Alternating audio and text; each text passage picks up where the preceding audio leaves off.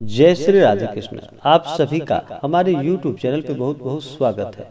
आइए आज सुनते हैं चैत्र पूर्णिमा की कथा। सबसे पहले तो आप सभी भक्तों को चैत्र पूर्णिमा की ढेर सारी शुभकामनाएं। चैत्र पूर्णिमा तिथि के दिन हनुमान जयंती का त्योहार भी मनाया जाता है, तो हनुमान जयंती की भी ढेर सारी शुभकामनाएं। आप सभी के जीवन में लक्ष्मी नारायण और हनुमान जी की कृपा से आप सभी को सभी प्रकार के सुख और समृद्धि की प्राप्ति हो। आप सभी की इच्छाओं को भगवान पूर्ण करे। हिंदू धर्म में चैत्र पूर्णिमा तिथि का बड़ा ही विशेष महत्व माना गया है। पूर्णिमा तिथि के दिन गंगा स्नान करना, दान पुण्यों का कार्य करना, भगवान सत्य नारायण का पूजन करना, लक्ष्मी नारायण का पूजन करना, चंद्र देवता का पूजन करना, चंद्र देवता को अर्घ्य प्रदान करना, यह सब बड़ा ही लाभकारी माना जाता है। और खास करके चैत्र पूर्णिमा तिथि के दिन, इस दिन हनुमान जयंती का त्योहार भी मनाया जाता है। तो इस दिन विशेष प्रकार से हनुमान जी का पूजन अर्चन करने से हनुमान चालीसा, सुंदरकांड, बजरंग बाण, रामचरितमानस आदि का पाठ करने से या श्रवण करने से अनंत गुना पुण्य फलों की प्राप्ति होती है तथा सभी प्रकार के दुख और कष्ट दूर होते हैं तथा सभी प्रकार के सुख और समृद्धि की प्राप्ति होती है। चैत्र पूर्णिमा जो कि हिंदू पंचांग के अनुसार यह वर्ष का पहला पूर्णिमा माना जाता है। पूर्णिमा तिथि के दिन इस दिन चाहिए कि सुबह ब्रह्म मुहूर्त में उठ करके नित्य क्रियाओं से निवृत्त होकर के गंगा नदी में स्नान करना चाहिए। गंगा नदी में अगर स्नान ना कर पाए तो घर के नहाने के पानी में थोड़ा सा गंगा जल मिला करके स्नान करना चाहिए। शुद्ध वस्त्र धारण करने के बाद फिर सबसे पहले तो भगवान सूर्य देव को अर्घ्य प्रदान करना चाहिए। भगवान सूर्य देव पृथ्वी पे साक्षात देवता रूप में माने जाते हैं। इनसे सभी जीव जंतु वनस्पति आदि भगवान सूर्य देव से ऊर्जा प्राप्त करते हैं। भगवान सूर्य देव को अर्घ्य देने के बाद जो भी व्रत करने वाले हैं उन्हें व्रत का संकल्प लेना चाहिए और इस दिन व्रत को करना चाहिए। जहाँ तक हो सके भगवान सत्यनारायण का पूजन करना चाहिए। सत्यनारायण का अगर पूजन ना कर पाए तो कम से कम कथा श्रवण अवश्य ही करनी चाहिए। और संध्या के समय में चंद्र देवता को कच्चे दूध का जल का अर्घ्य प्रदान करना चाहिए। अक्षत, चंदन, पुष्प, धूप, दीप आदि से पूजन करनी चाहिए।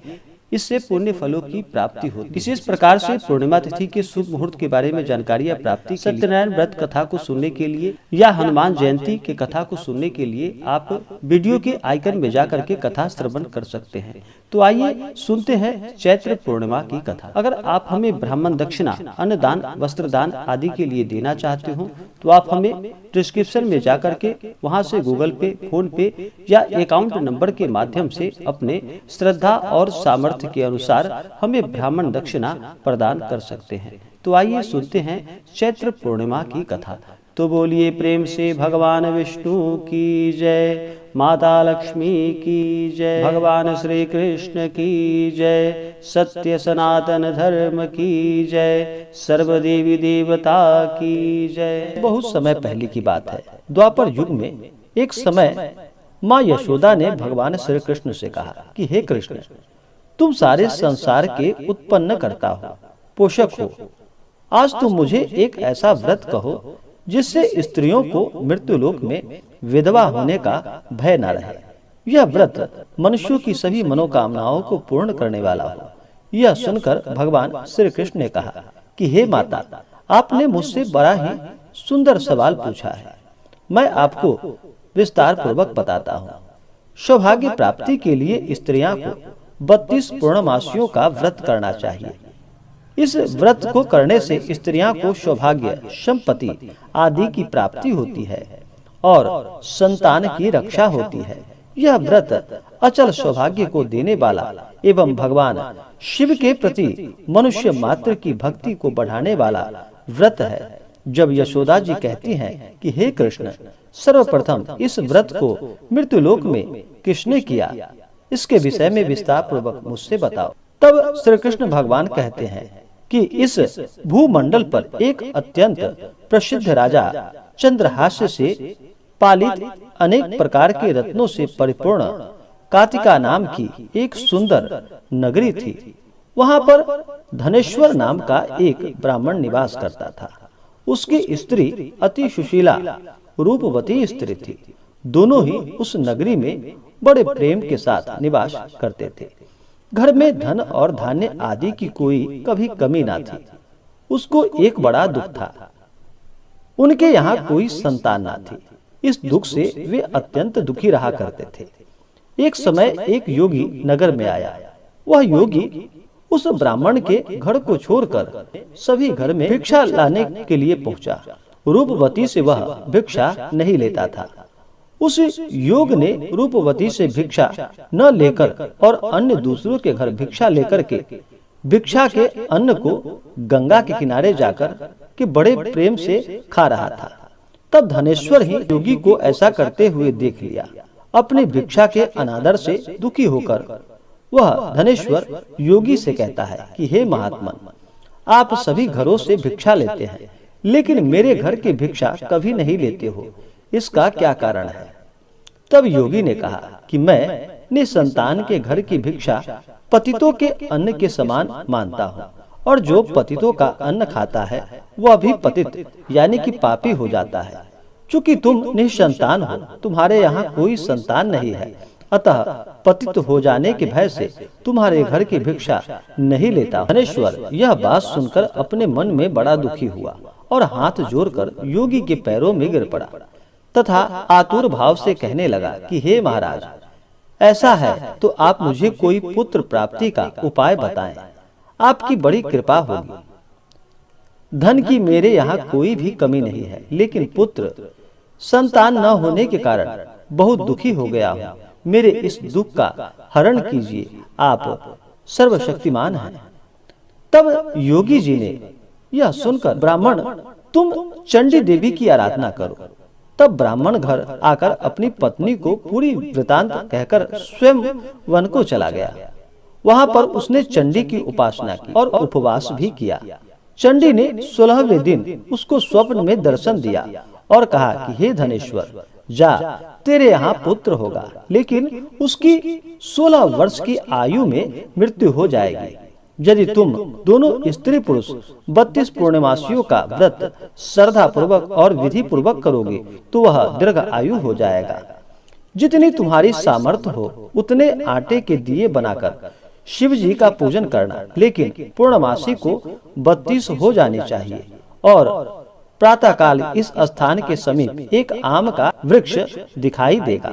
तुम चढ़कर फल तोड़कर शीघ्र अपने घर चले जाना और अपनी स्त्री को सारा वृतांत बताना, और ऋतु स्नान करने के बाद वह स्वच्छ होकर के और शंकर जी का ध्यान करके फल को खा लेगी। तब भगवान शंकर की कृपा से गर्भ ठहर जाएगा। जब ब्राह्मण प्रातः काल उठा, उसने उस स्थान के पास एक आम का वृक्ष देखा जिस पर बहुत सुंदर आम का फल लगा हुआ था। उस ब्राह्मण ने आम के पेड़ पर चढ़कर फल को तोड़ने का प्रयत्न किया और असफल रहा। तब उसने भगवान गणेश की वंदना की। इस प्रकार भगवान गणेश जी की प्रार्थना करने पर उनकी कृपा से धनेश्वर ने आम का फल तोड़ लिया और अपनी स्त्री को लाकर दिया। धनेश्वर की स्त्री के कहे अनुसार फल को खा लिया और वह गर्भवती हो गई। माता की असीम कृपा से एक पुत्र की प्राप्ति हुई थी। उन्होंने उसका नाम देवीदास रखा। बालक पिता के घर में बढ़ने लगा। भवानी की कृपा से वह बालक पढ़ने में बहुत ही होशियार था।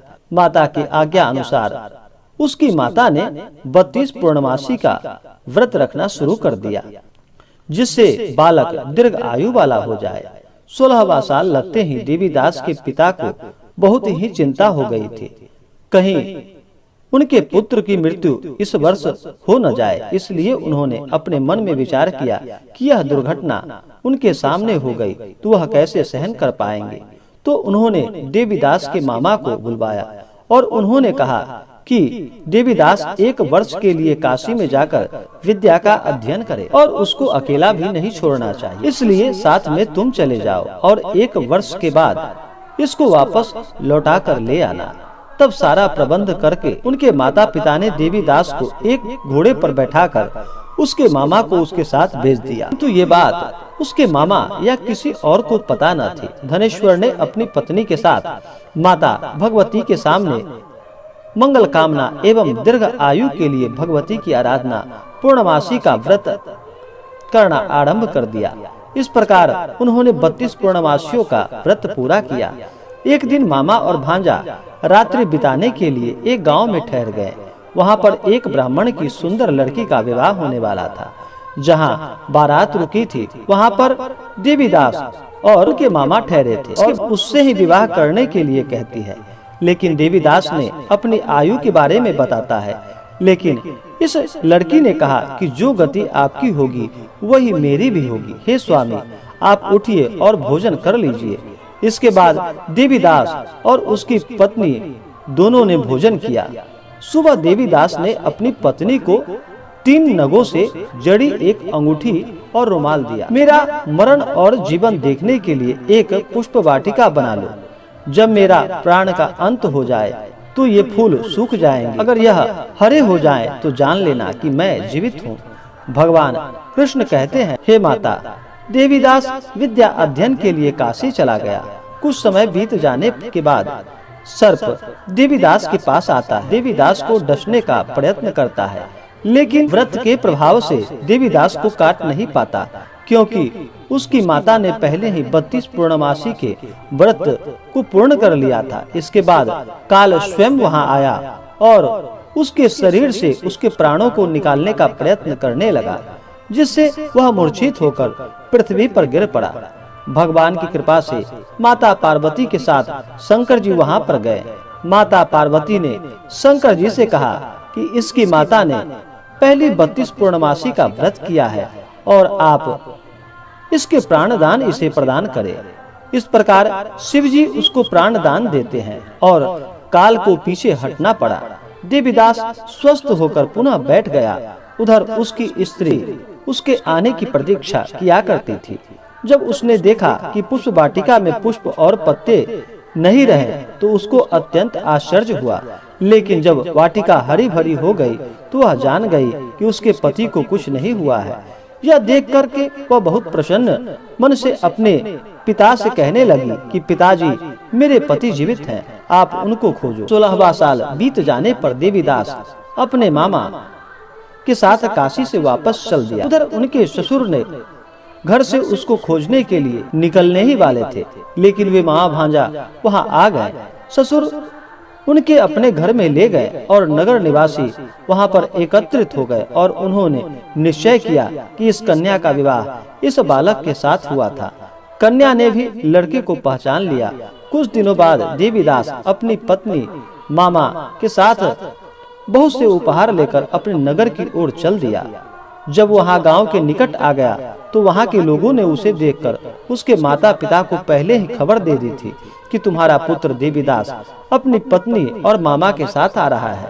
ऐसा सुनकर उनके माता पिता बहुत प्रसन्न हुए। पुत्र और पुत्र वधू की आने की खुशी में धनेश्वर ने बहुत बड़ा उत्सव मनाया। तब भगवान श्री कृष्ण जी कहते हैं, धनेश्वर 32 पूर्णमासी के प्रभाव से पुत्रवान हुआ।